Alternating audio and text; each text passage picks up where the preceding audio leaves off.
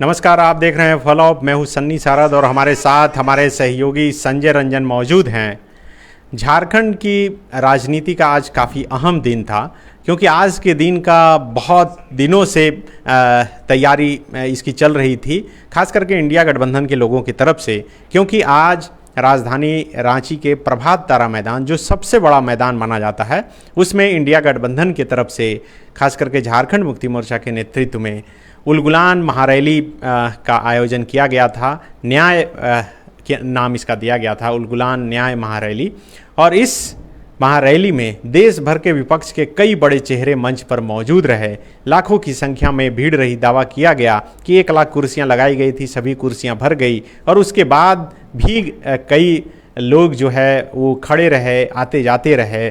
कहा यह गया कि आज जिस मकसद से ये रैली बुलाई गई थी वो मकसद पूरा हो गया है। इसी मसले पर बात करेंगे, संजय से बात करेंगे और जानेंगे। चूँकि संजय सुबह से ही वहाँ पर मौजूद थे। एयरपोर्ट पर हमारे सहयोगी अल्ताफ सिद्दीकी मौजूद थे, संजय रेडिसन ब्लू में मौजूद थे, फिर जो मुख्य कार्यक्रम था प्रभात तारा मैदान, वहाँ पर मौजूद थे, मैं भी मौजूद था।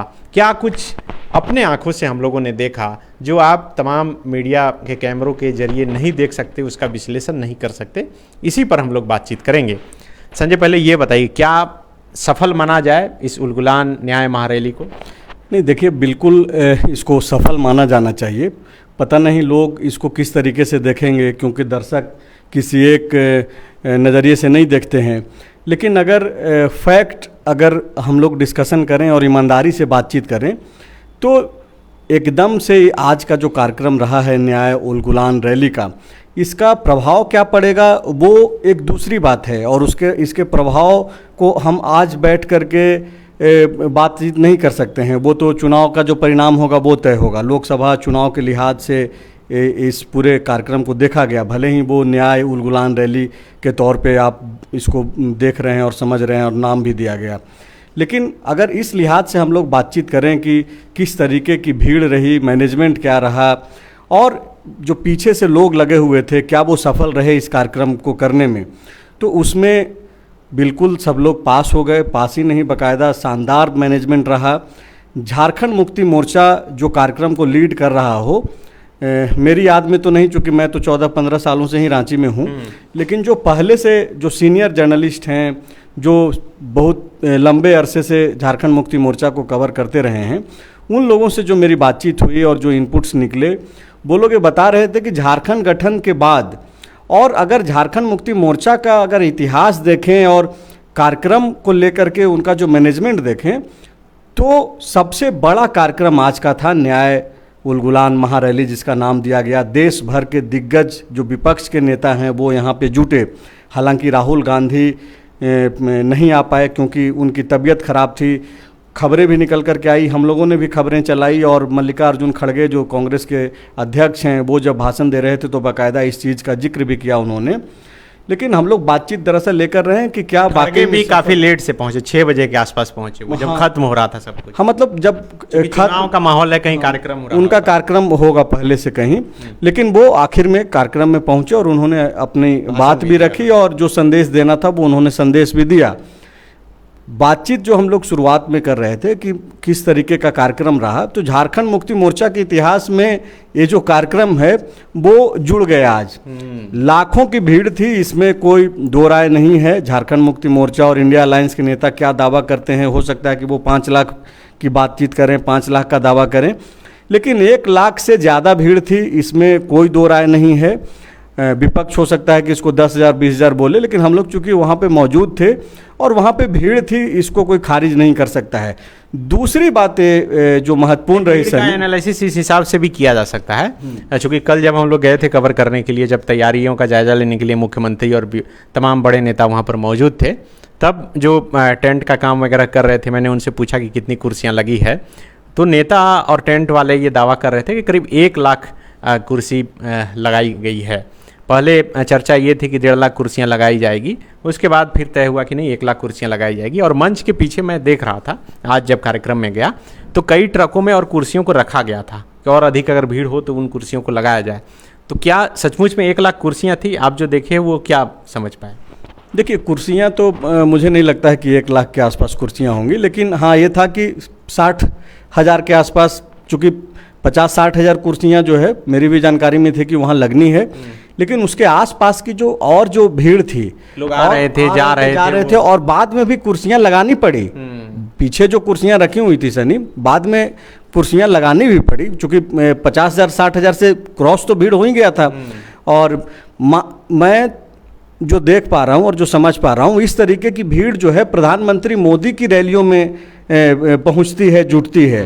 प्रभात तारा मैदान में इतना बड़ा कार्यक्रम कर लेना, तब जबकि रांची का सबसे बड़ा मैदान माना जाता है, ये बहुत छोटी बात नहीं है। इसलिए हमने हेडिंग में लिखा कि जो कमाल हेमंत सोरेन बाहर रहते नहीं कर पाए, हेमंत सोरेन के नेतृत्व में भी इतनी बड़ी रैलियां नहीं हो पाई, बड़े कार्यक्रम नहीं हो पाए, और वो जेल में रह करके जो है उनका प्रभाव देखिए। दूसरी बात जो मैं जिस पे आना चाह रहा था कि ये सिर्फ भीड़ का ठीक है, हम लोग जो समझ पा रहे हैं, जो जितना हम लोगों को समझने की शक्ति है अपने हिसाब से हम लोग बात रख पा रहे हैं, लेकिन एक चीज़ और जो देखने को मिली वहाँ पर कि वो सारी की सारी भीड़ इस तरीके से संयमित थे और अपने नेताओं का भाषण इस तरीके से सुन रहे थे, हर वो पॉइंट पे रिएक्ट कर रहे थे। आप देखिए कि जो भी नेता बाहर से आए, चाहे वो आम आदमी पार्टी के पंजाब के जो मुख्यमंत्री हैं भगवंत मान वो आए, अरविंद केजरीवाल की पत्नी आई थी सुनीता केजरीवाल, और संजय सिंह जो राज्यसभा सांसद हैं, जेल से निकल करके थोड़े दिन पहले निकले हैं, सबसे ज़्यादा जब वो भाषण देने आए, अगर आम आदमी पार्टी के नेताओं में बातचीत करें तो संजय सिंह के जो भाषण सुन रहे थे लोग, वो जिस तरीके से रिएक्ट कर रहे थे, तो हम लोग वो देख रहे थे सारी चीज़ों को कि कैसे जो है वो अपने नेता से, और जब जब हेमंत सोरेन का नाम लिया जा रहा था, जब जब ये बताया जा रहा था कि हेमंत सोरेन के साथ अन्याय हुआ है, क्योंकि आरोप हमेशा से जेएमएम और इंडिया अलायंस के लोग ये लगाते रहे हैं कि ईडी जो है केंद्र सरकार के इशारे पर इस तरीके से कार्रवाई की है और उनको जबरन जेल भेजा गया है। तो ये जो संदेश देने की कोशिश हुई और उसका असर आज देखने को मिला यहाँ पे कि उनके जो समर्थक हैं, जो कार्यकर्ता हैं, वो काफ़ी गौर से सुन रहे थे। और चूंकि हम लोग भीड़ का हिस्सा ही थे, एक तरीके से आसपास सारे लोग थे, तो हम लोग ये सुन रहे थे कि लोग क्या रिएक्ट कर रहे हैं। तो जो झारखंड मुक्ति मोर्चा और इंडिया अलायंस के लोग जो एक परसेप्शन बनाने की कोशिश कर रहे हैं कि हेमंत सोरेन को पीड़ित के तौर पे पेश किया जाए, तो उसमें सनी मैं जो देख पा रहा हूँ, खास करके जो आदिवासी समाज है और जो पिछड़ा समाज है झारखंड का, जो जुड़ा हुआ है इंडिया अलायंस से, चाहे वो कांग्रेस के जरिए जुड़ा हुआ हो, आरजेडी के जरिए जुड़ा हुआ हो, या फिर जेएमएम के जरिए, या फिर माले के जरिए जुड़ा हुआ हो, ये सारे लोगों में ये मैसेज है। अब देखना ये होगा कि आने वाले दिनों में ये जो परसेप्शन जो बनाने में जो ये लोग सफल होता हुआ दिखाई दे रहे हैं, उसका बेनिफिट्स कितना ये लोग ले पाते हैं। तो एक चीज़ तो तय है कि आज का जो कार्यक्रम रहा वो काफ़ी सफल रहा, और जो बीजेपी के लोग भी अगर ईमानदारी से बात करेंगे तो आपको कैमरा पे तो बिल्कुल नहीं ये एक्सेप्ट करेंगे, और करना भी नहीं चाहिए, उनका फ़र्ज है। एक जो घटना हुई वहाँ पे केएन त्रिपाठी के मामले में जो विरोध हुआ, हालांकि कई दिनों से फॉलोअप झारखंड पे ही हम लोग चला रहे हैं कि जो विरोध के स्वर उठ रहे हैं, गोड्डा में भी उठ रहे थे, और आज आपने देखा ही, हम लोग थोड़ी देर पहले लाइव आकर के बताया कि भाई प्रदीप यादव को जिम्मेवारी मिली है, वो अब उम्मीदवार बन गए हैं, अब वो चुनाव लड़ेंगे दीपिका पांडे की जगह। इसी तरीके का विरोध जो है चतरा में चल रहा है केएन त्रिपाठी को लेकर के। केएन त्रिपाठी के विरोध में आज न्याय उल गुलान रैली में ही जो है, जो उनके विरोधी पक्ष के जो लोग हैं वो लोग आए थे और नारेबाजी कर रहे थे, लेकिन वहाँ पे कुर्सियाँ चली, मारपीट भी हुई, और बताया जा रहा है कि केएन त्रिपाठी के जो छोटे भाई हैं, जो सोशल मीडिया पे लिखा जा रहा है, चूँकि मेरी जानकारी में मैं श्योर नहीं हूँ, लेकिन जो सोशल मीडिया पे बताया जा रहा है कि एक आदमी जिसका सर फट गया कुर्सी से, वो केएन त्रिपाठी के छोटे भाई बताए जा रहे हैं। तो इस तरीके की छोटी घटनाएं हुई, लेकिन वो सिर्फ केएन त्रिपाठी के मसले पे था, और ये 2-3 मिनट तक चला। जो सोशल मीडिया पे वायरल भी हो रहा है। लेकिन अगर कुल मिलाकर के कार्यक्रम की सफलता को अगर देखेंगे सनी, तो कार्यक्रम बेहद ही सफल रहा। और ख़ास करके जो झारखंड मुक्ति मोर्चा के जो लोग लगे हुए थे पीछे से, चूँकि मैनेजमेंट बहुत बड़ा था, देश भर के तमाम विपक्ष के नेता आ रहे थे, एयरपोर्ट, होटल और होटल और फिर वहाँ पहुँचाना, वहाँ पे सारे लोगों का ख्याल रखना, जो कार्यकर्ता आ रहे हैं, जो समर्थक आ रहे हैं, उनको समय पे पहुँचाना, सबका खाने का इंतजाम करना। तो जिले से लेकिन गाड़ियाँ पहुँची थी। मैं कार्यक्रम शुरू होने से पहले ही पहुँचा था, तो मैं पूछ रहा था लगातार, तो पता चला कि पाकुड़ से 20 गाड़ी, कोल्हान से, तो संथाल परगना से, बड़हड़वा से बहुत लोग आए थे, कोई ट्रेन से, कोई बस से, कोई अपना गाड़ी रिजर्व करके। सबसे अहम जो जानकारी वही भीड़ से निकलकर सामने आई कि गढ़वा जिले से 192 बस पर सवार होकर लोग पहुंचे थे। मुझे लगता है कि सबसे अधिक वहीं से, और छोटी गाड़ियां करीब बताया लोगों ने कि 500-600 के आसपास है। मतलब 10,000 से अधिक लोग सिर्फ गढ़वा जिले से आए हैं। गढ़वा के लोगों का ऐसा दावा था वहाँ पर। और ऐसा माना भी जाता है कि झारखंड मुक्ति मोर्चा का जब भी कोई बड़ा कार्यक्रम राजधानी रांची में होता है तो सबसे अधिक भीड़ गढ़वा में ही होती है। और जो लोग हैं वो ये भी बता रहे थे कि कल ट्रेन से भी बहुत लोग, जो भानु प्रताप शाही के इलाके के हैं, भवनाथपुर, उस इलाके से ट्रेन से भी लोग पहुँचे थे। तो उस हिसाब से देखिए कि हर नेताओं की जिम्मेदारी तो दी गई थी कि कितनी संख्या में किसको लाना है, लेकिन गढ़वा के लोगों की दावेदारी और ये था कि भाई सबसे अधिक भीड़ वहाँ से आया है। और वो लोग दावा कर रहे थे कि 1 लाख नहीं बल्कि करीब 2 लाख के आसपास भीड़ है। क्या ऐसा लग रहा था? 1 लाख प्लस की ही भीड़ थी, 2 लाख तो बिल्कुल ही नहीं थी। लेकिन हाँ, 1 लाख के आसपास की भीड़ थी, इसमें कोई ये दावे में कोई कमी नहीं है। इसको कोई खारिज भी अगर करता है तो वो ठीक है, उसके पॉलिटिकल रीजन हो सकते हैं। लेकिन आप ये देखिए सनी कि ये जो झारखंड मुक्ति मोर्चा जो अब पहले वाला नहीं दिखाई दे रहा है, ये हेमंत सोरेन का झारखंड मुक्ति मोर्चा है, और वो नरेंद्र मोदी की पार्टी से झारखंड में लड़ता हुआ दिखाई दे रहे हैं। ये जो भीड़ है वो बीजेपी के लिए मुश्किल करने वाली भीड़ है, बीजेपी के लोग को चिंता में डालने वाली भीड़ है। अगर ईमानदारी से बातचीत करें तो ये जो मोदी लहर की जो बात होती है और ये जो 400 पार का जो नारा है, यहाँ पे 14 में 14 का जो नारा दिया गया है, अगर ये भीड़ को ईमानदारी से अगर बीजेपी के लोग अगर इसका विश्लेषण करेंगे तो बीजेपी की बेचैनी बढ़ेगी। आप देखिए कि पूरे, आप जिस तरीके से गढ़वा की बातचीत कर रहे हैं, आप देखिए कि जो मैं बात बोल रहा था कि जेएमएम जो है वो पहले वाला नहीं रहा है। शिबू सोरेन का जेएमएम अलग था, और झारखंड मुक्ति मोर्चा जो अब हेमंत सोरेन का माना जाता है, कल्पना सोरेन एक छाया की तौर पे हैं। अभी चूंकि हेमंत सोरेन जेल में हैं, तो वो हेमंत सोरेन की प्रतिनिधि के तौर पे कल्पना सोरेन लीड कर रही हैं। कल्पना सोरेन ने बाकायदा, देखिए मैनेजमेंट देखिए इन लोगों का कि किस तरीके से जो है सारी तैयारी की गई, और एक एक चीज़ से मैसेज दिया गया। 2 कुर्सियां खाली रखी गई, अरविंद केजरीवाल जो जेल में बंद हैं, हेमंत सोरेन के लिए कुर्सी खाली रखी गई, और संदेश दिया गया उनके लोगों के बीच में। और बाकायदा इस चीज को बार बार रिपीट भी किया गया, बताया गया कि देखिए, दिखाया भी गया। जो मुख्य मंच था, हाँ, उसके बाएं और दाहिने तरफ बड़ा कटआउट लगाया गया। दाहिने तरफ अरविंद केजरीवाल की तस्वीर थी, जिसमें दिख रहा है कि वो जेल में मतलब आगे जो है जेल की जो है वो दीवारें हैं, और फिर बाएं साइड में हेमंत सोरेन का कटआउट लगाया गया था। तो कुर्सियां खाली, और बाहर ये दिखाया गया कि दोनों जेल में हैं, और यही वजह है कि हम लोग न्याय मांगने के लिए एकजुट हुए हैं। नहीं, मैं वो उसी पे मैं आ रहा था सन्नी कि 2 कुर्सियां खाली रखी गई अरविंद केजरीवाल और हेमंत सोरेन के लिए, और दोनों तरफ यह दिखाया गया कि देखिए ये कुर्सी इसलिए खाली है क्योंकि दोनों लोग जेल में बंद हैं। और हाजत का जो तस्वीर होता है, जो एक आम आदमी, गांव घर का आदमी भी जो अगर कभी थाने में अगर पहुंचता है अपने मामले में, या किसी को छुड़ाने के मामले में, या फिर जो भी जिस तरीके का मामला होता है, तो वो जो हाजत जिस तरीके का होता है, वो एक तरीके से तस्वीर डिजाइन की गई और अंदर दिखाया गया कि देखिए हेमंत सोरेन और अरविंद केजरीवाल जेल में हैं, और इसके पीछे कौन है, जेल में भेजने वाला कौन है, तो जेल में भेजने वाले नरेंद्र मोदी हैं, बीजेपी हैं। इस तरीके का मैसेज जो दिया गया, और जो मैं बार बार बोल रहा था कि पीड़ित के तौर पे जो एक दिखाने की कोशिश रही। और आप देखिए कि इतना ही नहीं, एक और इन जेएमएम की स्ट्रेटजी देखिए कि कल्पना सोरेन ने आज भाषण नहीं दिया। कल्पना सोरेन बोल जरूर रही थी,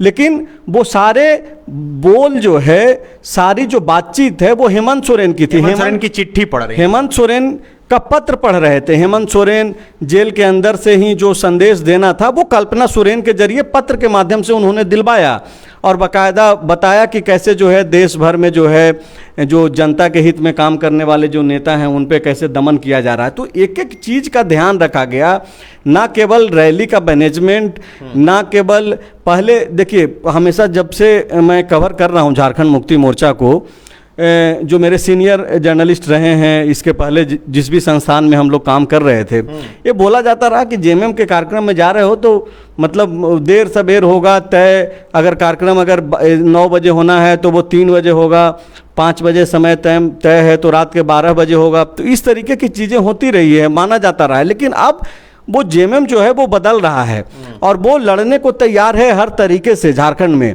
और ये पूरा कार्यक्रम जो है सनी, भले ही इंडिया अलायंस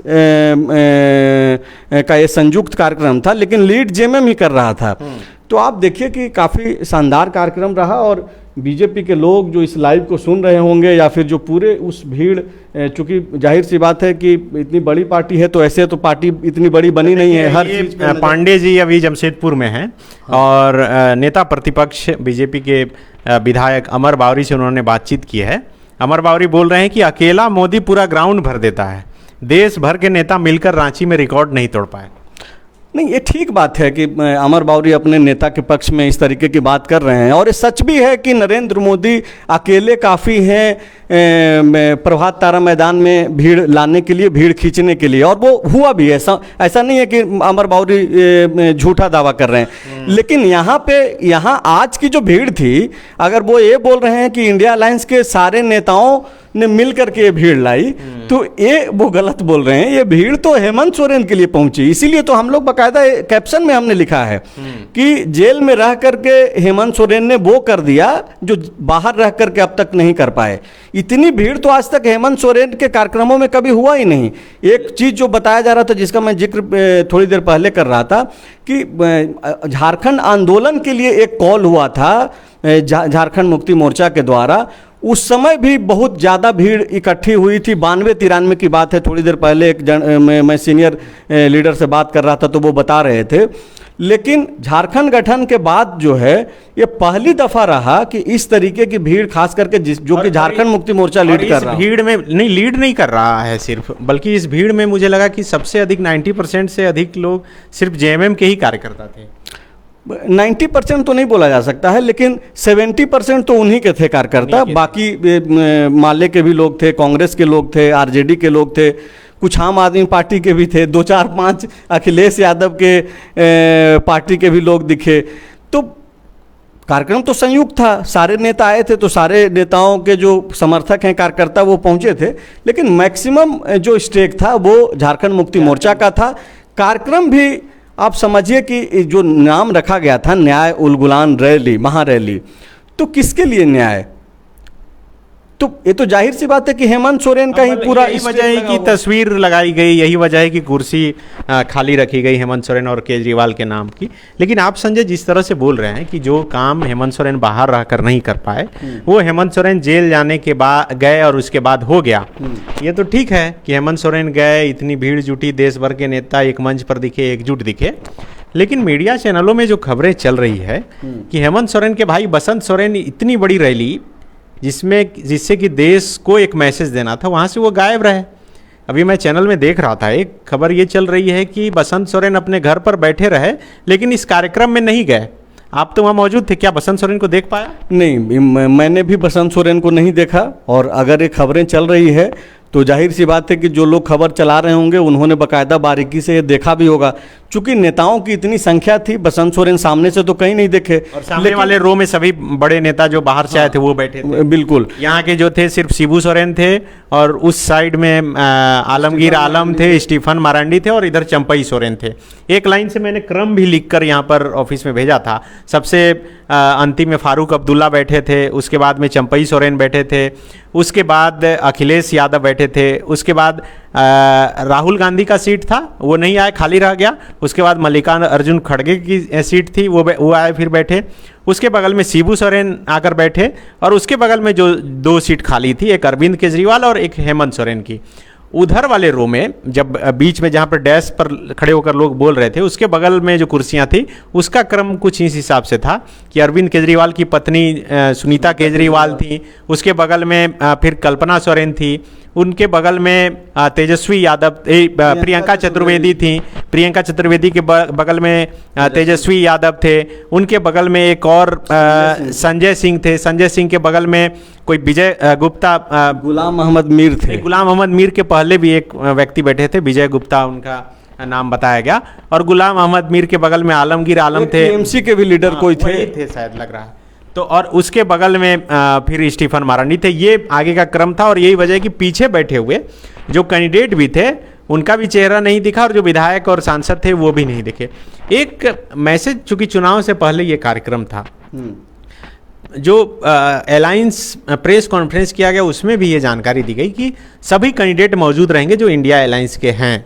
तो इस मंच से लेकिन वो एकजुटता और उन चेहरों को आगे करके एक बार तस्वीर खिंचाई की रस्म या फिर हुंकार भरने वाला भी नहीं हुआ, या लास्ट में हुआ हम लोग निकल गए थे, ऐसा हुआ क्या? नहीं, तस्वीर खिंचाने की जो रस्म अदायगी है वो उस वक्त हुआ था जब हम लोग सामने थे, जब नेताओं के जाने वो का तो हुआ, मैं कैंडिडेट के बारे में पूछ रहा हूँ। कैंडिडेट वाला मैंने देखा नहीं, आप और मैं दोनों जो है पीछे चले गए नेताओं का इंटरव्यू करने, तो वो हुआ नहीं हुआ वो तो अब चूंकि अब याद कर रहे हैं तो उस पर हम लोग बातचीत करेंगे। अभी बसंत सोरेन पे फिर से लौटते हैं कि बसंत सोरेन पहुंचे नहीं पहुंचे। जाहिर सी बात है कि अगर खबरें चल रही हैं तो जिम्मेदारी के साथ ही चल रही होंगी, तो ये पता करना होगा कि क्या वाकई में बसंत सोरेन नहीं गए, क्योंकि कल जब हम और आप दोनों इस रैली की तैयारियों को लेकर के जब नेता, मुख्यमंत्री और कई सारे दूसरे लोग जब पहुंचे थे वहाँ पे, तो हम लोग वहाँ पे थे तो देखे कि बसंत सोरेन भी काफ़ी सक्रियता के साथ जो है तैयारी का जो है मुआयना कर रहे थे, जायजा ले रहे थे कि तैयारी किस तरीके की हो रही है। आज वो गए नहीं गए एक तो सवाल है। अब चूंकि मैं इस सवाल का जवाब इसलिए नहीं दे सकता कि मैं कंफर्म नहीं हूँ, तो इसका सवाल का जवाब हम लोग ढूंढेंगे और जैसे ही जवाब मिलेगा तो फिर हम लोग इसको लेकर के आएंगे। कुल मिलाकर आज जो रांची के प्रभात तारा मैदान में जो ये रैली हुई, ये रैली कई मायनों में खास और अहम रही। एक तो ये कि कहा ये जाने लगा कि हेमंत सोरेन के जेल जाने के बाद झारखंड मुक्ति मोर्चा और इंडिया अलायंस झारखंड में कमज़ोर हो गया, लेकिन इसी रैली के माध्यम से एक ताकत दिखाने की कोशिश की गई और यही वजह है कि रांची के सबसे बड़े मैदान को चुना गया। और संजय बता भी रहे हैं कि झारखंड मुक्ति मोर्चा को खुद याद नहीं कि इतनी बड़ी रैली राजधानी रांची में उन्होंने कब की। मुझे लगता है कि नरेंद्र मोदी के अलावे उस मैदान में बाबूलाल मरांडी 2019 में जब जेवीएम से चुनाव लड़ रहे थे तब उन्होंने एक रैली की थी और उसी मैदान में उन्होंने बुलाया था। भीड़ कितनी जुटी थी ठीक से मुझे याद नहीं, लेकिन उस मैदान का उन्होंने चयन किया था। और अच्छे से इसलिए याद है क्योंकि एक खबर बनी थी कि रैली के दूसरे दिन बाबूलाल मरांडी खुद से उस मैदान को साफ करने के लिए, झाड़ू लगाने के लिए पहुंच गए थे। भीड़ नहीं थी, इसकी आधी भीड़ भी संभवतः नहीं थी। लेकिन जिस तरीके से अमर बावरी दावा कर रहे हैं, उनके दावे में सच्चाई है कि प्रधानमंत्री मोदी की रैली में जो प्रभात तारा मैदान में हुई है कई दफ़े, तो वहाँ पे भीड़ रही है। मोदी की रैलियों के बराबर की भीड़ आज थी। उसको कोई अगर खारिज कर रहा है तो फिर वो बहुत ज़्यादा उस पर मतलब गहन पड़ताल करने की ज़रूरत है, मुआयना करने की ज़रूरत है। क्योंकि प्रधानमंत्री मोदी का भी मैंने कार्यक्रम कवर किया प्रभात तारा मैदान का, और आज भी मैं कवर कर रहा था। तो भीड़ के अगर बातचीत करें तो झारखंड मुक्ति मोर्चा ने एक बराबर की लड़ाई जो है सामने रख दी है, अगर इस हिसाब से अगर देखा जाए तो। हालांकि ये तो कोई टकराव और भीड़ में सामने रख करके टकराव वाली स्थिति तो थी नहीं। ये सीधी सी बात है कि हेमंत सोरेन के जेल में बंद होने के बावजूद क्या झारखंड मुक्ति मोर्चा के प्रति जुड़ाव उनके समर्थकों, उनके कार्यकर्ताओं में है कि नहीं है। तो वो जुड़ाव आज दिखा, वो समर्थन आज दिखा यहाँ पे, और काफ़ी मर्यादित तरीके से दिखा। संयमित भीड़ रही और कार्यक्रम भी जो है सफल तरीके से ऑर्गेनाइज हुआ। यहाँ से अब बीजेपी और बीजेपी के नेताओं को काफ़ी मेहनत करनी पड़ेगी, ध्यान देना पड़ेगा। भले ही मीडिया में वो कुछ भी बोलें, लेकिन बीजेपी के अंदर जो है ये ज़रूर चर्चा की वजह बनेगी कि किस तरीके से जो है इन लोगों ने इतने बड़े आयोजन को जो है सफल कर लिया। तो बिल्कुल देखिए, ये सिर्फ भीड़ नहीं थी बल्कि भीड़ में मौजूद लोगों के अंदर एक गुस्सा भी दिखा और अलग अलग मुद्दे के साथ लोग पहुँचे। इधर से अगर मंच के ठीक सामने के हिसाब से देखिएगा, बीच वाला जो मुख्य मंच था, उसके बाएं साइड के गलियारे में जहाँ पर मीडिया कर्मी थे और मीडिया के ठीक बगल में एचईसी के जो कर्मी हैं वो पोस्टर बैनर लेकर पहुंचे थे और वो नारा दे रहे थे कि मोदी हटाओ और एचईसी बचाओ। तो इस हिसाब से अलग अलग जगह से उनके इलाके के जो मुद्दे हैं उन मुद्दों के साथ पहुंचे थे कि किस तरह से अब वो बदलाव चाहते हैं, न्याय चाहते हैं। तोरपा, खूंटी, गुमला से काफ़ी संख्या में लोग पहुंचे थे। सुखदेव भगत का जो पूरा इलाका है लोहरदगा लोकसभा, उस लोकसभा क्षेत्र से काफ़ी लोग पहुंचे थे। कालीचरण मुंडा जो खूंटी लोकसभा के उम्मीदवार हैं, इस इलाके से काफ़ी लोग पहुंचे थे। तमाड़ से काफ़ी लोग पहुंचे थे। इसके अलावे गीता कोड़ा जहाँ से चुनाव लड़ रही हैं, चाईबासा इलाके से संजय, कई लोग पहुँचे थे और उन बहुत लोगों से मेरी बातचीत हुई तो वो बोल रहे हैं कि नहीं, बहुत विरोध है। वो तो सिर्फ कुछ वीडियो देखने को मिला, लेकिन उससे अधिक लोगों में गुस्सा है और वही गुस्सा को हम लोग फिर यहाँ पर आज दिखाने के लिए आए। नहीं, देखिए जाहिर सी बात है कि देखिए हुआ क्या है, दरअसल इसको एक्सेप्ट करने में बीजेपी के लोग भी जो है हिचकते नहीं हैं। कैमरा के इतर अगर बातचीत करें तो हेमंत सोरेन आदिवासियों के सबसे बड़े नेता के तौर पे झारखंड में उभरे हैं, वो अपने आप को उन्होंने प्रूफ किया है, इसमें कोई कहीं दो राय नहीं है। एक नाराज़गी जो युवा वर्ग में थी नौकरी को लेकर के, जिस तरीके से वो वादा किए थे कि पहले साल में ही 5 लाख नौकरी देंगे और वो नहीं दे पाए, वजह जो भी ये लोग बता रहे हैं कोरोना को लेकर के या फिर अस्थिरता जो पैदा किया गया, ईडी और इन सब चीज़ों को वो आधार बताते हैं, वजह बताते हैं वो या फिर उनके लोग बताते हैं। लेकिन जब से वो जेल गए हैं उसके बाद ये जो थोड़ी बहुत नाराज़गी भी थी वो नाराज़गी पट सी गई है और आज इस रैली में वही देखने को मिला। इसीलिए मैं बार बार इस चीज़ को मैं दोहरा रहा हूँ कि ये चीज़ें अगर हेमंत सोरेन बाहर रहते तो हो सकता था कि उनको नुकसान झेलना पड़ता, क्योंकि यूथ भी जो है, ट्राइबल समाज का जो यूथ है वो भी सोशल मीडिया पे बार बार लिख रहा था, नौकरी के मसले पे घेर रहा था। जयराम महतो और बाकी का जो ये आंदोलन हुआ सनी, भले ही बाद में एक तरीके से यह परसेप्शन बन गया कि जयराम महतो के साथ मैक्सिमम जो लोग हैं वो महतो समुदाय के लोग हैं, और बाद में एक मैसेज जो महतो जाति को एसटी में शामिल करने की जो एक मांग चली, चूँकि मैं देखिए चीज़ों को इसलिए जोड़ करके बता रहा हूँ, उसके बाद से आदिवासी समाज का युवा जो जयराम महतो के उन मांगों के समर्थन में हेमंत सोरेन के विरोध में था, नौकरी जैसे मुद्दों पे, वो फिर पीछे हटने लगा। जैसे कि महतो को एसटी में शामिल कीजिए, और दूसरा जो महतो जाति के ही लोग सिर्फ जयराम के साथ हैं और जयराम महतो हेमंत सोरेन का ही सिर्फ विरोध कर रहे हैं। तो एक आदिवासी वर्सेस जो महतो की जो बीच में जो एक मन मुटाव खास करके यूथ के जरिए जो है एक बड़ा, भले ही सामने से लोग इसको एक्सेप्ट नहीं करते हैं, लेकिन ग्राउंड पे ये चीज़ें हुई और अब भी वो दिखती है। तो वो हेमंत सोरेन के जेल जाने के बाद जो है वो सारी चीज़ें फिर से एकजुट हो गई है। और आज के डेट में बाबूलाल मरांडी बीजेपी के अध्यक्ष हैं, लेकिन जिस तरीके से बीजेपी यह प्रयास में रही है कि बाबूलाल मरांडी को आदिवासियों का नेता के तौर पर प्रेजेंट करें, तो वो चीज़ें होती हुई दिखाई नहीं दे रही। अब चुनाव में क्या होगा, लोकसभा के चुनाव में हालांकि आप देखिए कि 5 सुरक्षित सीटें हैं सनी, लोहरदगा एक हो गया, दूसरा खूंटी, तीसरा दुमका, चौथा चाईबासा और 5वां राजमहल। इन 5 सीटों पे भी अगर ईमानदारी से अगर आप बातचीत करें तो देखिएगा कि फाइट की स्थिति में है इंडिया अलायंस। और आज की जो भीड़ है वो भी चिंतित करने वाली और परेशान करने वाली है बीजेपी के लिए। और अब आपके सवाल पे फिर से हम आ जाते हैं कि आप जो पूछ रहे थे कि चाईबासा में जो गीता कोड़ा का विरोध हो रहा है, कुछ तस्वीरें जो निकल करके आई, हमने चलाया, सभी अखबारों में भी वो खबरें आई और बाद में गीता कोड़ा ने FIR भी दर्ज संभवतः कराया है। लेकिन वो देखिए अब क्या है कि अब एक मैसेज ज़रूर देने की कोशिश हुई कि वहाँ पे जोवा मांझी को टिकट दे दिया गया है, हो समाज से वो नहीं आती हैं, और कोल्हान में हो समाज का जो है वहाँ बहुलता है, उनको देना चाहिए। तकरीबन 4.5-5 लाख वोट है, ऐसा बोला जाता है। इस 5 लाख वोट पे मैं दावा नहीं कर रहा हूँ, चूँकि मैं एकदम कन्फर्म नहीं हूँ इस मसले पर, लेकिन ऐसा लोग दावा करते हैं वहाँ के जो नेता हैं। तो अब आइए कि विरोध फिर क्यों हो रहा है। गीता कोड़ा तो हो समाज से आती हैं और जोवा मांझी हो समाज से नहीं आती हैं, फिर भी जोवा मांझी का विरोध का कोई विजुअल्स नहीं आया, गीता कोड़ा का ही क्यों विरोध हो रहा है। ये विरोध इसलिए हो रहा है कि आदिवासियों ने कोल्हान, संथाल, हो, मानकी, पातर, मुंडा और इन सब चीज़ों का जो बैरियर है उसको तोड़ करके जो है हेमंत सोरेन को अपना नेता के तौर पर मान लिया है।